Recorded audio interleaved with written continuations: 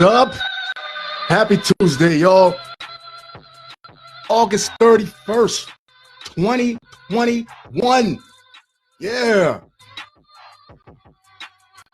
This is episode 116, 116 of the Halfcast. AJ, how are you guys doing? I'm back after a one-day rest because I can't stop messing with stuff. Yes, I got a few things to talk about. Just a couple. A few things made me laugh. For this terrible Tuesday. It's my shit.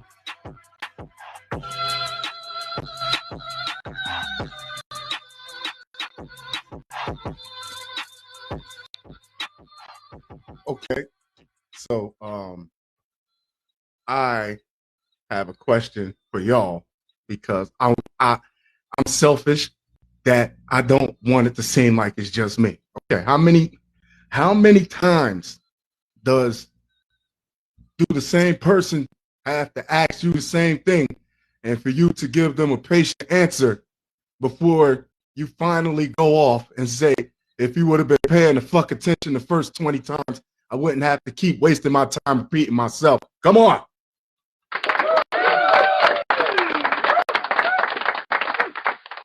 We tell children not to climb up the steps like that. We tell children not to run. 2021, we're not dealing with children right now in the workplace or in personal relationships.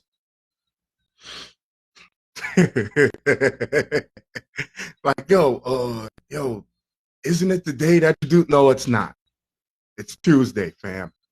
Even if you're, it could be especially annoying if you have a partner that deals with you on a day-to-day basis that asks you, so what are you doing? It's 7 o'clock. You know what I'm doing. I'm getting ready to go to work. What do I do every day when I got, and then that's an argument. Like, I'm sorry, I don't know. Well, you're not paying attention to me. That's when you go and ask them, hey, what am I allergic to? You know, paying attention is for me one of the most important things in an adult life. Like in The Godfather, they say women and children can afford to be careless, but not men. Paying attention avoids so many small problems that it just does. And this is also something that I came across, a little tidbit here. And let's just say after Trick Daddy said what he said, I don't even want to give it the dignity of saying him spreading shit about Beyonce and Jay-Z. I want to downgrade it to saying he was just smothering chunky peanut butter. Women is eating the booty? Yeah, women. When you say women is supposed to eat booty game, you're saying women is eating the booty? Yeah, women eat the booty. Wait, what? Yeah. I don't know whether to make noise for that or not. Yeah, I get AI. Come on, man. Come on, bro. Come on, bro. You know he can't even handle that. You know he can't even take it. When you say, all right, that's enough. That's enough. Come on, man. Yo, bro. Baby, because I'm a thug.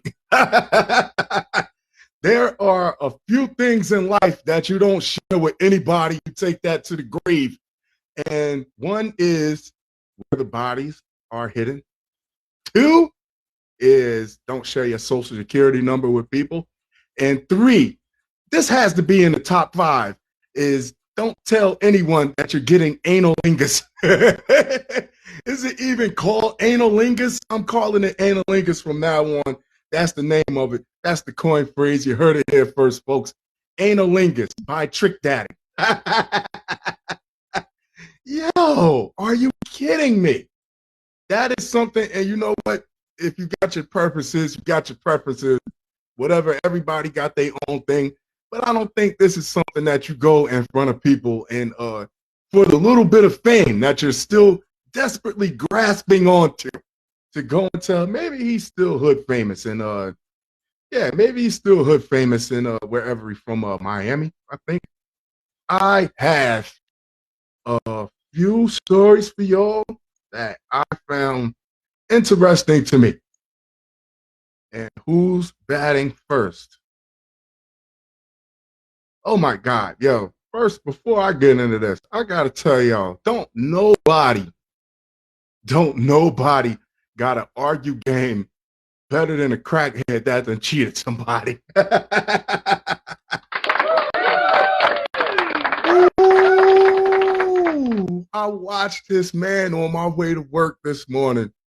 He told this dude, like, yo, I ain't got to dip out your bag. What I'm going to dip out the bag for? Hey, if the bag big enough, you wouldn't have to worry about me dipping out there. Lying and telling on himself, all in the same breath. It's my nephew. He give me work. I ain't got to take nothing from you. Knowing probably that he probably owe his nephew like $4,500. His nephew said, don't come to his aunt's house no more. Don't come to my mom's house no more.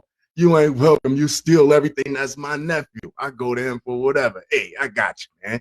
I got you. You ain't got to threaten. You ain't got to threaten. Yo, dude had the bop and everything. Whew. That had me dying. That started my day. Next, Kentucky doctor botched baby's delivery as he talked about missing vacation flight. Complaint says, yo, this is what I'm talking about.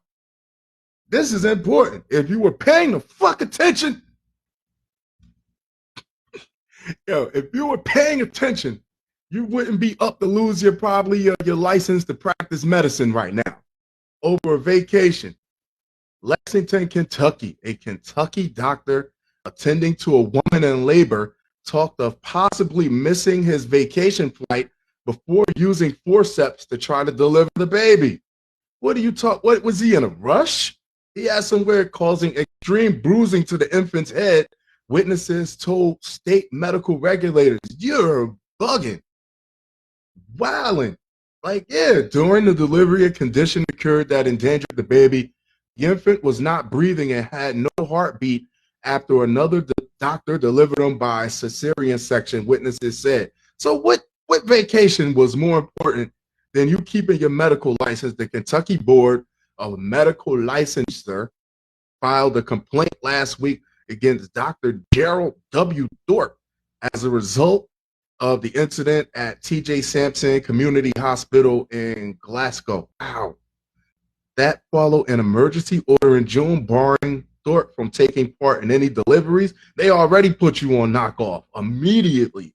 A consultant had said Thorpe demonstrated gross incompetence, which I think as a doctor, as any position, I don't care if you're the mop boy out of McDonald's, if somebody accuses you of gross incompetence, that got to hurt your pride a little bit. Because I'm a thug. Thorpe's attorney, Daniel G. Brown, said Thorpe disputes the allegations against him and intends to vigorously contest them. What? How do you fight that? You can't fight it. All you can do is just like beg for mercy that they don't put your fucking license in a wood chipper. We are confident he will be completely vindicated once he is given an opportunity to be heard in this matter. Well, what are you going to say? You were rushing through childbirth. This is not like you were building a chair or something. I don't know. This is a human being. These are two human beings that can possibly put in danger because you're fucking around. The KBML complaint did not identify the parents. Of course not. Witnesses told the licensure board that the mother was doing fine, trying to push during delivery, and that the baby showed no signs of distress on the monitor, but the delivery was going slow. Stephanie Austin, a nurse helping the mother, said that when Thorpe came to check on the mother, he told the parents he could either pass them off to another doctor who would be covering for him, or he could use, he's trying to rush this shit. Yeah, he said, yo, oh my God. He said, or he could use the forceps to help with the delivery because he has a plane to catch. Oh my God. The parents looked at each other and then told Thorpe to do what he thought was best. No, I would be like, yo, bring another doctor in. Immediately bring another doctor in. Which, when things like that happen, it's hard to make a decision on the fly. But if somebody seems like they're in a rush like that with my baby, and no, yeah, bring another doctor in. You can politely fuck off. No, impolitely fuck off. John Craig, another physician, told the licensure board. A nurse told him, Thorpe said, if I don't put a forceps or vacuum on, I'll miss my flight. What? Thorpe's pulled 3 times with the forceps, a device shaped like a large pair of spoons that fit around the baby's head. Forceps deliveries carries risk to the mothers and baby, though serious injuries to infants are rare. So what? You were in a rush. We all mess up things in a rush. You could knock a glass off. You could, things happen. Thorpe said after the 3rd pull that there was a prolapsed umbilical cord. I don't know what that is, but that sounds bad. At this point, there was no longer a heartbeat detected on the monitor. According to the licensure board, what Thorpe went to medical school at the University of Kansas and has been licensed in Kentucky since 2015. You ain't even got no time in to be like rushing to go play golf on a vacation somewhere, you damn dickhead. The TJ Regional Health, which operates the hospital, terminated Thorpe's agreement with the hospital soon after the incident. Yeah, you're done, buddy. Yeah, you're done. You're going to be delivering babies behind Safeway for the rest of it. Hopefully not. Maybe you should get a large-ass fine. What's next? That is not a game. You playing with from a parent whose baby was born prematurely. You want to minimize all risks that you can. And this guy's talking about a fucking plane. Judge reverses self on order that stripped custody rights from unvaccinated mother of 11-year-old boy. Thank you for that. That's good. I was talking about that, I think, on Sunday, that whatever the judge felt, I don't know if that was a personal thing, but that was just overboard to I think she took custody away from the child for like a month maybe because she wasn't vaccinated, and that's too much. Say I don't know. If you want to be strict on the mother, you say come back here in a month with your vaccine. If you really want to be a dickhead, you got 2 weeks, but you don't strip custody just off rip because somebody's not vaccinated. Nah, don't do that. And I'm glad she overturned it because that was excessive. That was really excessive. State judge in Chicago has reversed himself on an order that stripped partial parental custody from a mother of an 11-year-old boy because the woman had not been vaccinated against. Cook County Judge James Shapiro on Monday issued a single paragraph order vacating the portion of his ruling from earlier this month that revoked Rebecca Furlitt's parental rights because she refused to be vaccinated. She refused, okay, well then if it's a refusal, okay, but I don't know, like that's still excessive. Yeah, that's still excessive. The initial ruling on Furlitt's parental rights was handed down following a teleconference hearing over child support between Furlitt and her former husband, which something tells me I still think he had something behind he was pushing that. Yeah, the two have been divorced and sharing custody of their son for approximately 7 years. It had nothing to do with what we were talking about. Judge Shapiro was placing his views on me and taking my son away from me, that had me mad doing that article on, I believe it was Sunday. Yeah, that had me tight. I was like, oh, that's a bit much. You don't want to I think as a judge, especially in family court, you want to be as firm as possible, but you want to do your best to keep the household intact, maybe if that's possible. I mean, you don't want to do anything drastic, for real. Next up, moving right along, delete. Oh yeah, I'm back to the white headphones too. There's something about those black headphones. I don't like the mojo. I don't like the mojo. Restaurant that took share of waiters' tips while paying them $3 an hour, you sons of bitches, must return the money. Labor Department, yeah, return the money. Fuck that. You're bugging. Where's my drink? My non-alcoholic beverage this evening is, I don't know, seltzer water Perrier. A South Carolina restaurant must pay nearly $76,000 worth of back wages to 10 employees after illegally forcing them to share their tips with the owner and the manager, which my motherfuckers get salary and I only get $3 an hour. with these ungrateful people telling me to take the suit back 3 and 4 times? Are you kidding me? This is why during the pandemic really gave people with these types of jobs that don't appreciate you to take that extra course, get that extra credit, do what you wanted to braid hair, you wanted to do makeup, you wanted to do something for yourself this whole time, and that finally gave you the chance to like roll out of bed, and instead of like thinking about it, you looked up and got the credits and did what you needed to do. This is what pushes people to do that. And now when everything started opening up, they started, business owners were crying that nobody wants to work. Nobody wants to work. No, nobody wants to be exploited. Nobody likes feeling like they're being exploited. Now, I mean, you just push people in the direction of make a decision that they've been wanting to make for a very long time. They just didn't have the time to do it. A South Carolina restaurant must pay $76,000. An investigation into Sarko Hibachi Grill and Buffet found that the eatery was pocketing a portion of the money at $3 an hour. How much more do you fucking people want? Like, yeah, you're already giving them a lump of coal to burn to keep their family warm. I mean, that's what it sounds like. You're giving them what? You give them they get food to take home and all that stuff like that. $3 an hour and the tips. I hope the IRS sticks their foot square up your ass. I hope the IRS makes you lift your legs when they give you anilingus. Maybe because I'm a thug. As a result, those employees ended up working less than the federal minimum wage of $7.25 an hour, according to the agency. They were paid an hourly wage of $3 or less. How do you get away with that? How do you go home to your family after you take money out of these people's mouths, and then at the end of the week you still don't pay them for the amount of work they've been doing, and you rest fine?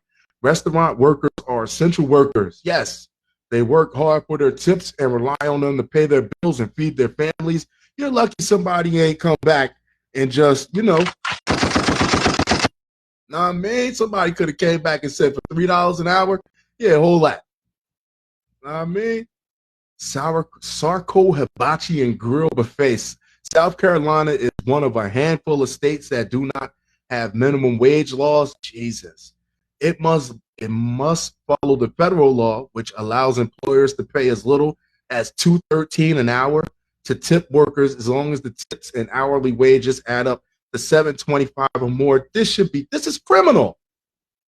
This is criminal. Yeah, restaurant owners must understand that keeping workers' tips or requiring workers to share tips with managers or supervisors is illegal. Wow, the U.S. Department of Labor is just a phone call away should any restaurant worker, owner, or manager need clarification on the matter. If you got a question, yeah, before you get sued. Yeah, oh man, that's not enough. Nowadays, that's not enough. You gotta, Jesus. And then they probably have these people come to work stupid hours and then not even thank you, not a Christmas card, not enough. The hell with it. Ohio man faces arrest for on-air attack of MSNBC reporter covering Hurricane Ida in Mississippi. First off, y'all people that was out there covering that, I don't know why they put people in danger. Mississippi police have issued an arrest warrant for an Ohio man accused of accosting NBC News' Shaquille Brewster on live television. The picture just looks fucking hilarious. Now, I mean, Benjamin Eugene Daly will be charged with 2 counts of simple assault, 1 count of disturbing the peace. But mind you, this is like a state of emergency. You out here arguing with folks. First off, the news reporter shouldn't even be out there, and you're the double dummy for the double dumb for taking out of your time and risking your life to come out and argue with them and violating an emergency curfew. Yeah, you're not even supposed to be out there, according to a statement from Gulfport police on Tuesday. given Dagley's criminal record, authorities say that he could also be in violation of his probation out of Cuyahoga County, Ohio, for allegedly traveling without authorization. So he violated his probation to come out and argue with somebody in a state of an emergency. Yeah, you can't make this shit up. The public was able to help identify the suspect after Gulfport police shared a press release requesting, yep, that's Benjamin's dumbass. I know him anywhere. Yep, that's him, his dumbass. Yep. Lock his ass up. Further, that sounds like something he would do. Yep, that's Benjamin. Further investigation has also revealed that Dagley has left the Gulfport area, and police are asking anyone with knowledge of his whereabouts to contact their local authorities. Brewster was reporting on Tropical Storm Ida from the coastal Mississippi town when Dagley barged into the live shot. Yo, that's bad enough. The guy from the other one, I think that was down in New Orleans, he was doing cartwheels in the back or handstands or something. We lucky nobody ain't trying to do the crate challenge during the shouting in his face to report accurately. The clip went viral on Twitter Monday with many commenters praising Brewster for maintaining his composure and not popping him upside the head with the damn microphone. Yeah, give me 3 feet. Did he go to jail yet? One said informed that the studio was unharmed by the wacky guy. Nah, more than wacky. He's a goddamn idiot. Yes. Normalize calling people idiots. That's what we should be doing. And I think y'all heard that. I think the Republican Party said they got bigger things on their mind than to put money into Trump. They done already turned their back on him. They looking forward, not backwards. So yeah. Doctor tried to hire Hell's Angel to silence witnesses in opioid scheme. That's what I'm talking about. Yo, doctors are the new gangsters. They're the new gangsters. They're like, hey, you see this prescription pad here? This is a checkbook. This is just like a checkbook. What do you want? I'll write you scripts for whatever you want. And they've been doing it too. There can't nobody say they've been. And yeah, what you need? Vaccine cards? Yeah, I got vaccine cards. I'll write you as many as you need for you and your boys there. Just get this done for me. A doctor who was arrested in June 2020 and charged with trading fraudulent oxycodone. Oh, he's an opioid guy. Oxycodone prescriptions for cash, allegedly attempted to hire a Hell's Angel gang member to silence a witness. What is this? This is not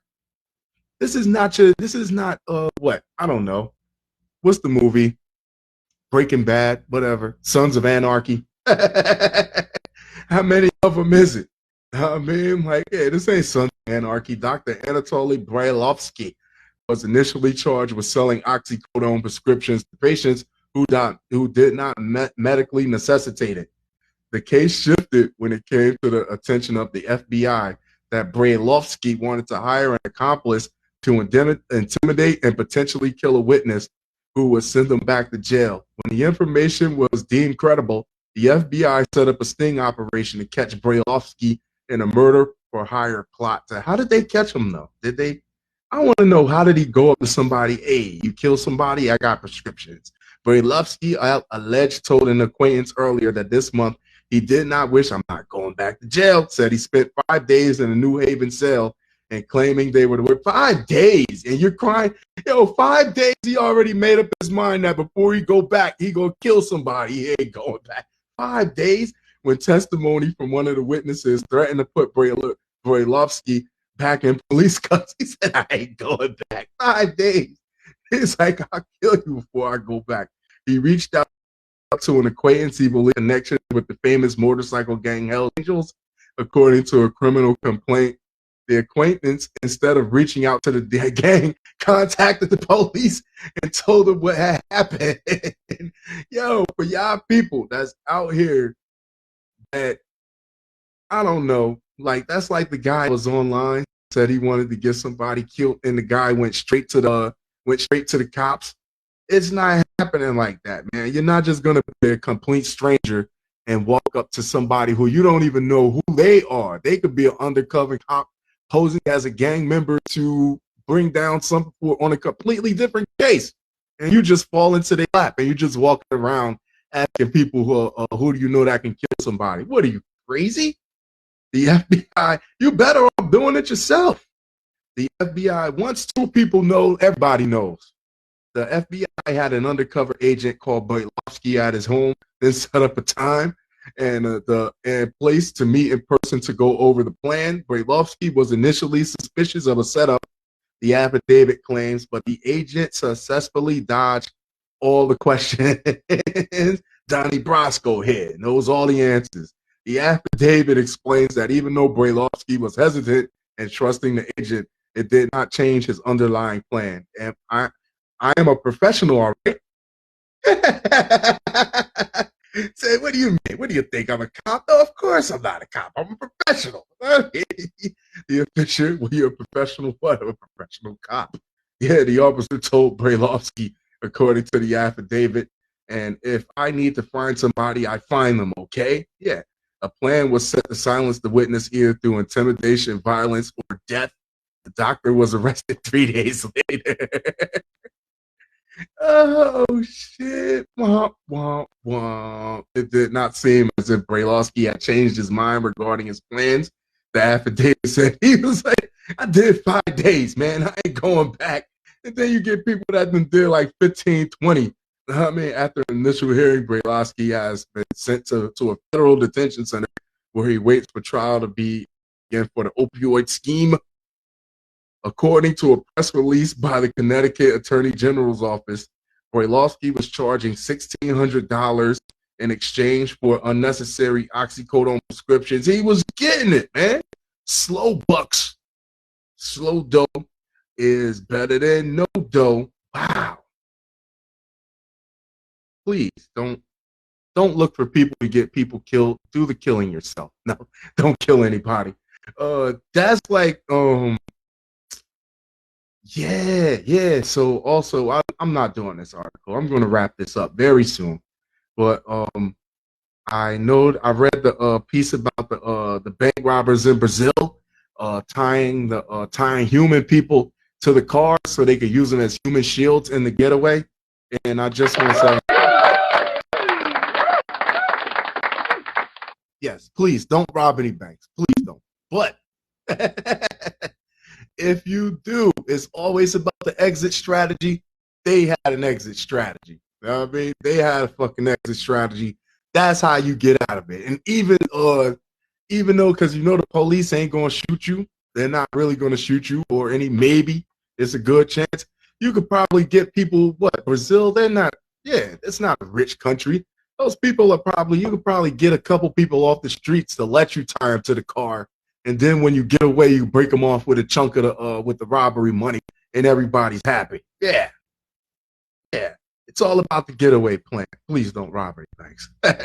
That being said, I'm going to wrap this up because I actually have recorded 0 audio. All I have is just this live, and it makes me nervous. That's all I have. So if you fucks with the podcast, reach out at RYEZSHYNE, Rise and Shine, or you can hit me on Facebook Messenger or Instagram at Taco Meat 05. Right? I love you guys. I'll talk to y'all very, very soon. No analingus because I'm a thug. Adios.